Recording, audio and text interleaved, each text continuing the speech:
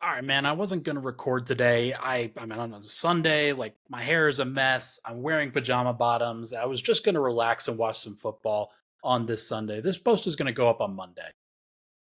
I'm watching James Harden and the Clippers right now, and it is frustrating to say the least. Like I don't have any biases for or against them. Like usually I cover the Nuggets most of the time. I'm trying to do this national thing and I'm really focused on smaller markets, mid markets, trying to prop up the little guy a little bit.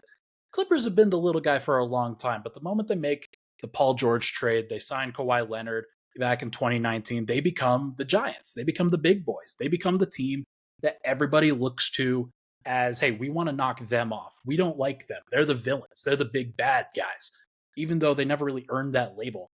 And then the bubble happens. They were initially labeled as a title contender. They fall to Denver in the bubble. Things go poorly. They never really recover from that. They do make the Western Conference Finals the following year. Kawhi obviously sustains a knee injury. He misses the entire next season. And they've just never really recovered from that point. And you can understand why a team like this would trade for James Harden. I don't just want to be that guy that like tries to knock them at every turn because I can understand the decision making. I can understand wanting to get a guy like Harden who has been an all-star, was clearly all-star caliber last year and even won a couple of playoff games for a Philadelphia 76ers team that absolutely needed him when Joel Embiid was not playing at the level that he should have been.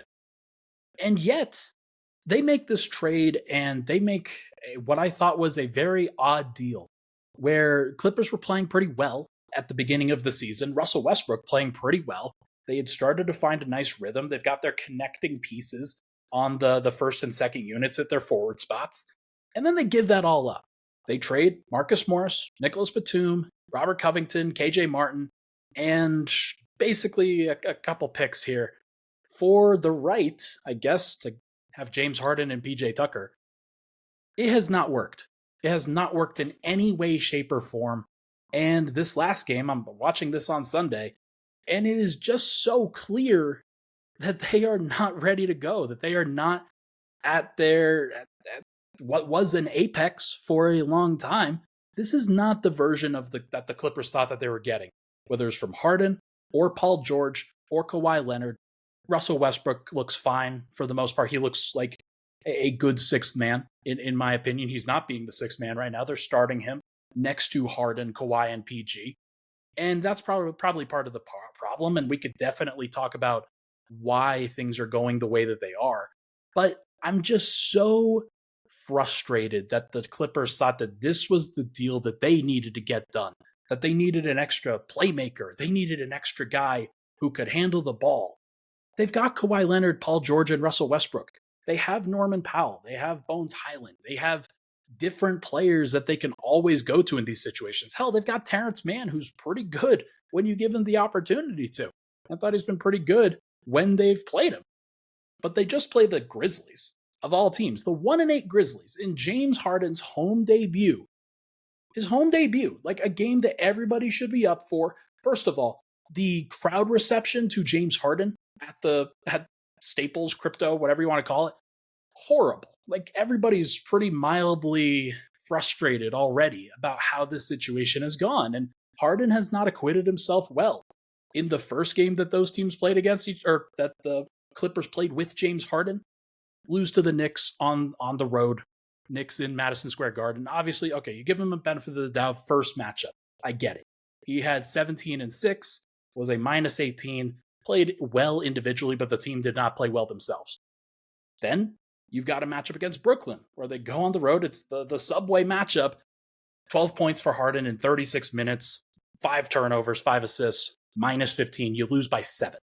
Not great. Not a great start. Okay, well, you go on the road.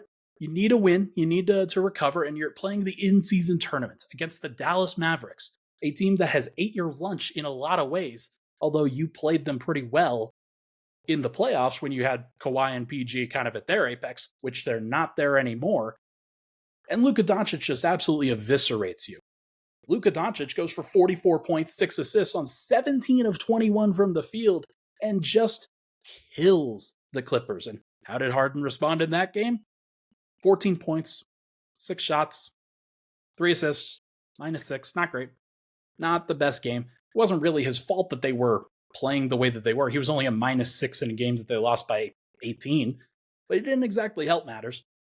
And then the capper of all cappers was this home debut against the Grizzlies, where the Grizzlies, they are 1-8, now 2-8, heading into next week. The Grizzlies have struggled because they don't have John Morant or Steven Adams or like Brandon Clark, and have had other guys that they've been missing. They've got no good wing play whatsoever right now. And Harden goes for 4 of 12, 1 of 7 from 3, and is a -28. -28 in a game that the Grizzlies lose, or that they win by 4. Harden's got 11 points, 3 assists, 11 points on 12 shots. Cool. Really cool. And they basically benched him for much of crunch time, much of the fourth quarter. And he comes back in, he hits kind of a garbage 3. The only 3 that he hit all game was off of kind of an offensive rebound ricochet that nothing the Grizzlies did wrong on that play. It was just kind of a fluke accident that he hit that 3. And it's just so clear that this doesn't work already. There shouldn't be any questions. There really shouldn't be. This is not a good basketball team. And it's not going to be a good basketball team until certain guys make sacrifices, until certain guys are moved, until certain guys are starting to do the detail work. Because right now, none of Harden, Kawhi, Paul George, Russell Westbrook's hustling. I don't want to like put it all on him. He has actually played reasonably well. But the other guys and the other stars, the rest of their roster, is not really built for doing all the hustle things. PJ Tucker is, but he's not good enough to really be out there to do that all the time. They traded for him because they had to, because the Sixers wanted to get off of his contract, not because he wanted, like, it was really a great idea for him to be there. And yet it's so clear that the way that the Clippers have designed this thing, it's not going to work. They might recover a little bit. I'm not going to sit here and say that they can't, but through 4 games, Harden, George, and Kawhi have played 80 minutes together. They're a -35. -35 and 80 minutes with all of your stars on the floor is really something to behold. They have no chemistry together, nor should they. I get why. It's very clear why they don't have chemistry, but they all play such similar games in a lot of ways. They want to slow it down. They want to ISO. They want to play. They want to dribble, because that's just what they do. Or they just want to isolate and then hit mid-range jumpers. And like Paul George, I don't want to blame him too much, but Harden and Kawhi specifically, those guys are not going to figure this out together unless they are individually great. And when you put together a big 3, your expectation is that that big 3 is 3 All-Stars or 3 superstars even. Like when the Miami Heat put together their big 3, they had LeBron James and Dwayne Wade and Chris Bosh, those guys all at the peak of their powers basically. And they were awesome. They were tremendous together. It was very cool. And they did go through the bumps and bruises for sure. But LeBron was the best player in the world, and Dwayne Wade was darn near close. And Chris Bosh was a great third option for that group and had to really sacrifice. He had to do all the detail stuff. Who's going to sacrifice for this Clippers team? Who is the best player on this Clippers team? It might be Kawhi. It might be Paul George. It's not Harden. Like, it's clearly not Harden, although some people might decide that they wanted to try to be Harden. The Clippers have clearly taken on a lot of his identity in these first 4 games that they've played together, and that identity is not very good. James Harden said when he was traded, "I am the system. I am not a part of a system. I am the system." And clearly the system sucks. Clearly the system is horrible, and I don't know what the Clippers were thinking in making this deal. They traded their soul in a lot of ways. Guys like a Nicholas Batum and a Marcus Morris and a Robert Covington, guys that are going to make those hustle plays, that are going to connect the team together, for another star that isn't even a star. He just acts like it. He just plays like it. And that's not the way that you need to play in order to win basketball games in the modern era. The big 3 is dead. Like, it just is. I don't know why teams are trying to do this right now in a modern NBA where there are financial ramifications for trying to make this done. It just doesn't make sense. And I just can't get over the fact that they decided to do this deal. They're not going to go into Denver, and they might win that game, frankly. They might win the game, in-season tournament game in Denver against the defending champion, Denver Nuggets. That will be their next option, their next chance to get the first win of the Harden era. I'm not going to take like odds on that. I think they're probably not going to do very well. And it's going to be fascinating to see how they respond in a situation like this where things have clearly not gone well.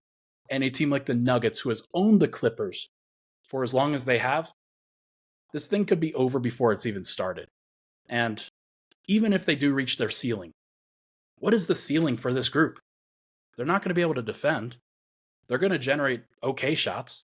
They're going to be great at hitting hard shots. What is the ceiling for a team like that if they can't play defense at all? Guess we'll find out.